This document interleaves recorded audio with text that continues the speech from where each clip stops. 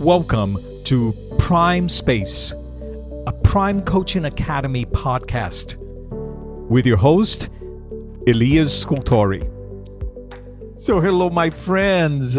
I am, of course, excited to have this recording here. You probably know why. I have a guest again. I love my guests. I love when people come to the podcast and share their wisdom and experience. Here today, I have Paul Sanbar to have a conversation with us. Hello, Paul.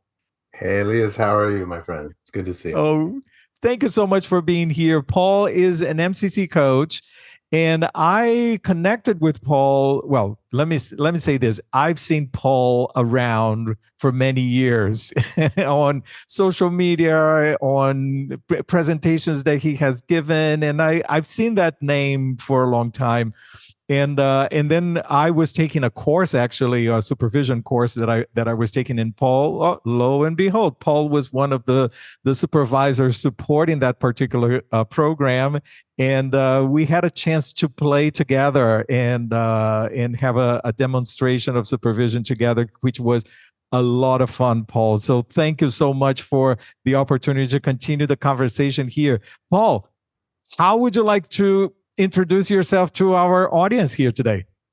Thank you so very much. The best way I like to explain it is by sharing the title of the book that I'm forever writing and potentially will finish someday, which is called The Fortunate Series of Overcorrections. And so while I love the title, I know I need to add more words to the rest of the book. But really, what that means is, of course, it's a reframe on all the wonderful mistakes that I have made in my life, to look at it at a way of learning and of growing. And so, a while back when I first started cutting my teeth in the professional world, I started off in the business world. And what I came to realize is that as much as I wanted to bring my full self to the office, not everybody was as welcoming to what I thought I wanted to be and how I wanted to show up. So I quickly made a shift and decided to become a psychotherapist.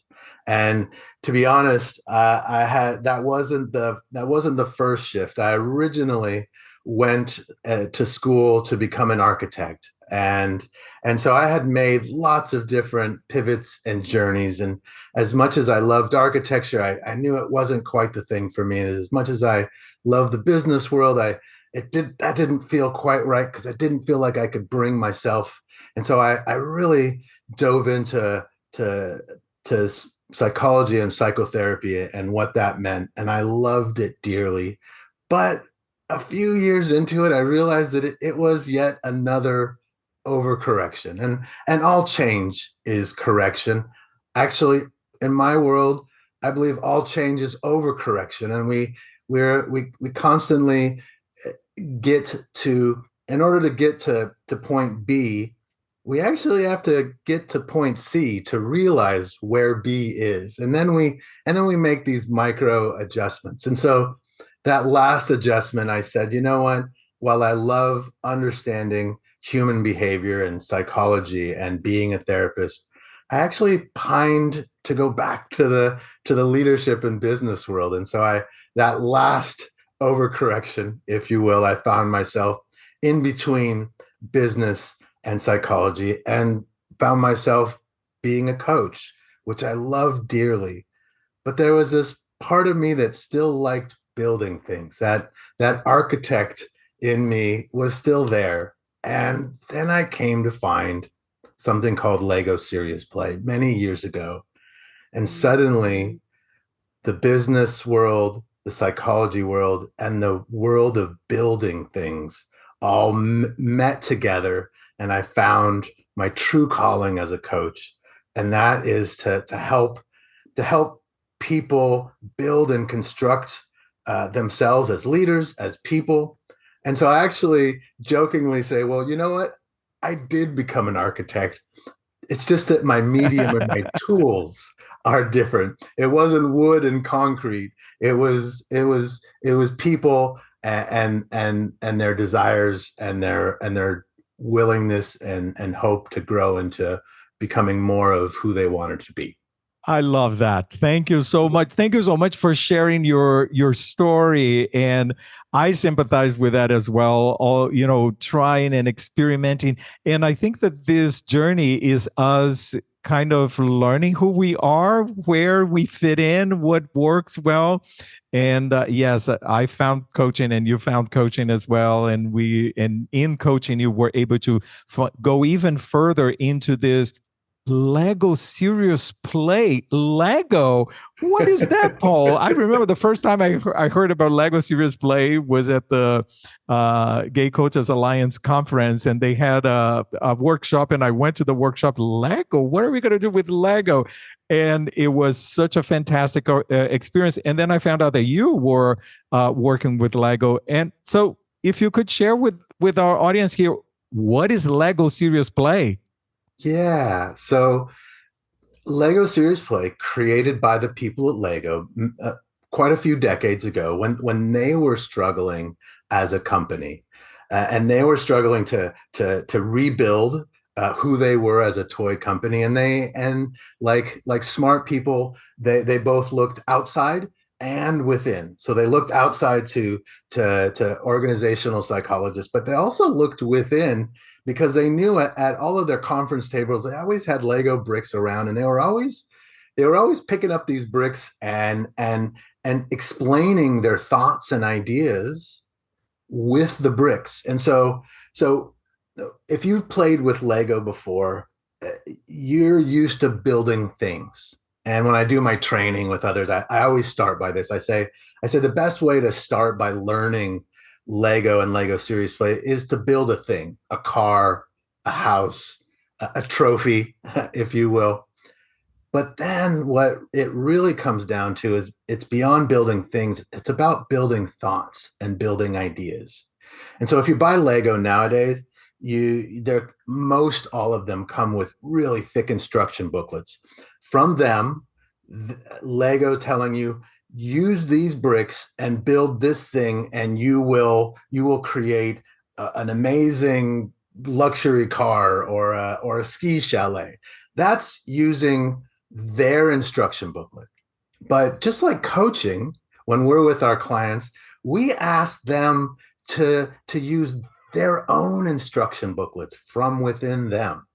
And so when people build with Lego, they're building their emerging thoughts and ideas, and most often they become metaphorical, tangible objects, psychological anchors, if you will, to allow them to hold their thoughts, feelings, sensations, curiosities in their hand. And when they build these thoughts and ideas, now the other person, it may be a coach or a facilitator or a supervisor, can quite literally see their ideas and thoughts because they are holding them outside of themselves. And the one key point to all of that is this notion of externalization.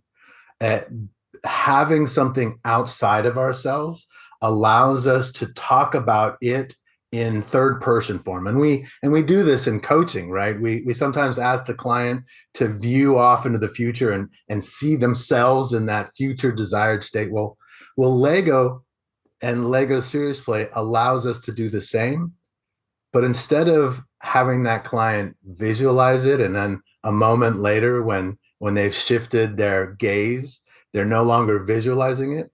When they build it, that thought, that idea, that desired state, it's concrete. It doesn't go anywhere. And it allows the coach to be curious about it, to accept it for what it is, because just like the client is whole and okay as they are, their Lego builds are whole and okay exactly as they are, unless they want to change that build, to iterate, to develop it into maybe something that they don't quite know yet, but know they want to have that Lego build look different. This is fascinating to me. And I remember the very first workshop that I did, it was a whole group workshop, and the facilitator was working with Lego. We all had our bricks, and the idea, he was supporting us to think about certain questions and build certain things. All of a sudden I was like, oh my gosh, my thoughts are here in front of me. They became tangible. And I was able to then, based on that visualization, I was able to see that thought through a much more concrete experience point of view. And that supported me into understanding that thought even further. And then when we did the supervision demonstration, the same thing came up for me. Like, we were able to put the whole context in front of me, and then I was able, as you said, change and modify, and that created and supported me to understand that a little deeper. So uh, Lego Serious Play is like a full, there is a certification, there is a There whole is. process. What can you tell us about this? Yeah.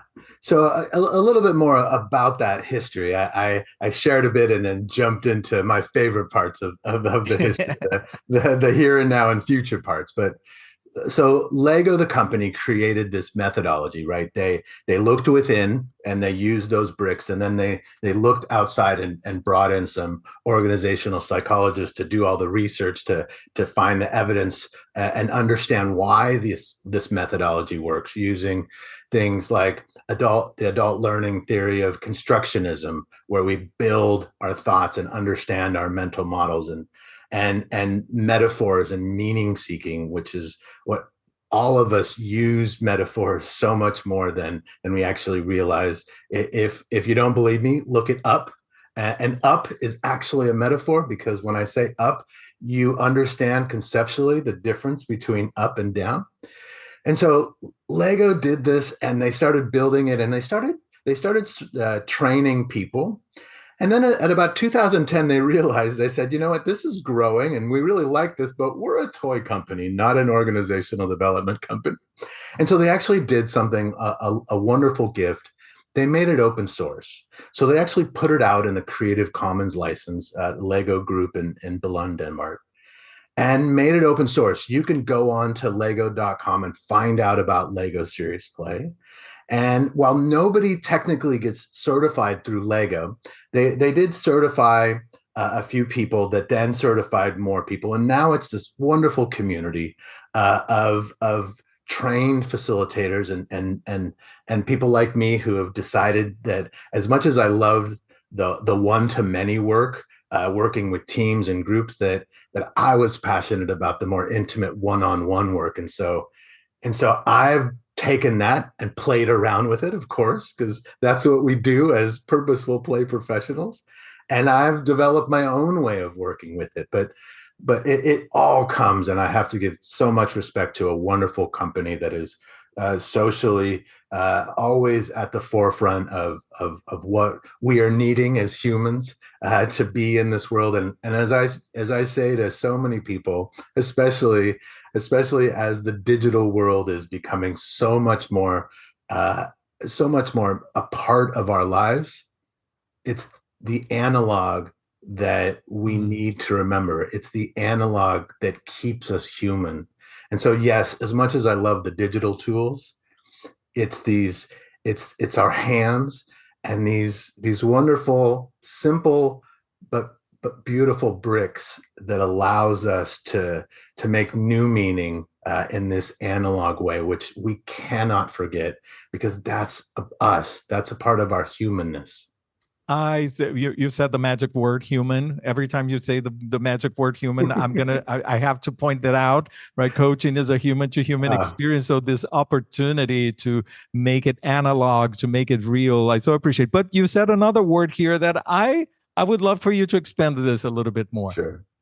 Playing, like Yeah. coaching, playing. Coaching is Oh coaching is a yeah. serious thing. Really? Let me it is. It is serious play, Mm, meaning it is very serious. We talk about very serious, important things. People come to us to become better at whatever it is, whether it's professional or personal, whether it's a relationship that needs development. But let me share a few different parts of the a few different types of play from an amazing researcher, Dr. Stuart Brown. So the first type of play is attunement play. And when we think of attunement play, I am referring to the kind of play we do with very small children to help them build object permanence or object constancy. That notion of the peekaboo game, which growing up, I thought, well, that's just a silly game we play with small children. It's actually a very important game because we are attuning them to us. And so at the beginning of coaching, we are attuning, right? Meaning we are potentially sharing a little bit more about who we are so they can connect and build that trust bond.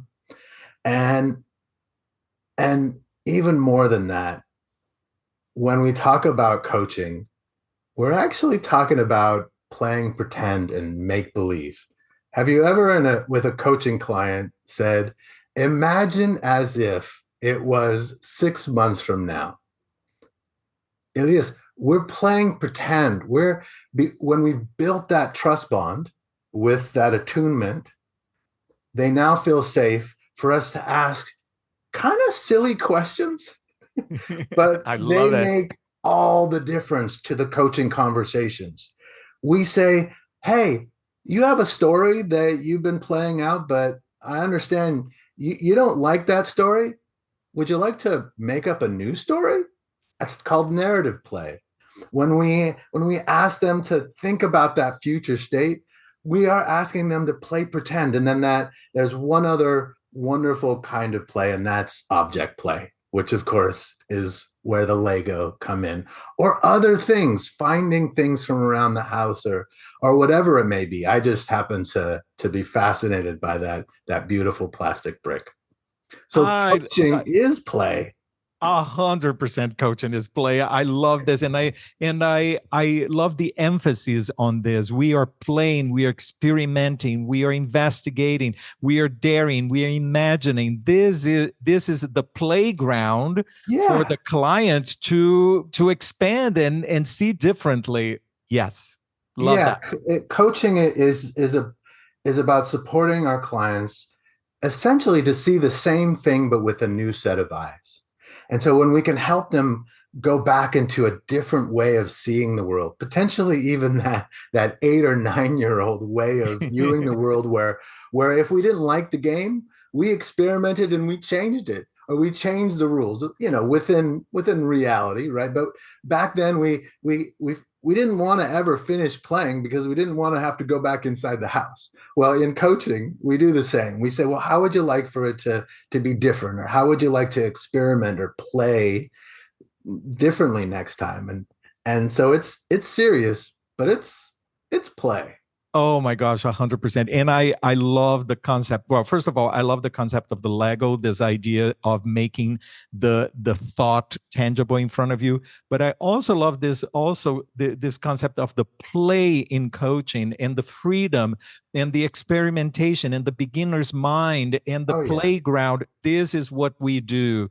So I wanted you to come to the podcast to share exactly these points, to give us the freedom to play even further and to see what are the tools, what are the toys that we can utilize with our clients to support them, including Lego Serious Play. But Paul, unfortunately we have a short period of time here. I would if someone is interested in Lego Serious Play and they want to perhaps even contact you, sure, how do they do that? Yeah. So one, I encourage you, if you're interested in this idea, go to lego.com, search Lego Serious Play. You will find some information about it.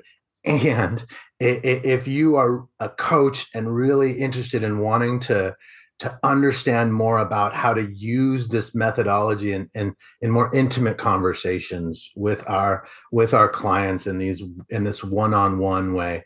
I have developed what I refer to as a certified hands-on thinking coach. It's my own way of using Lego to train coaching professionals.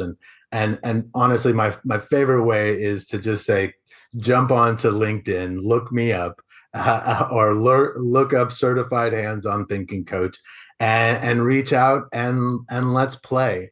The one thing I love to do is connect with people all over the world and have little play dates. In fact, that's what I say. Are you interested in a virtual play date? And sometimes people look at me funny, but most of the time they say sure.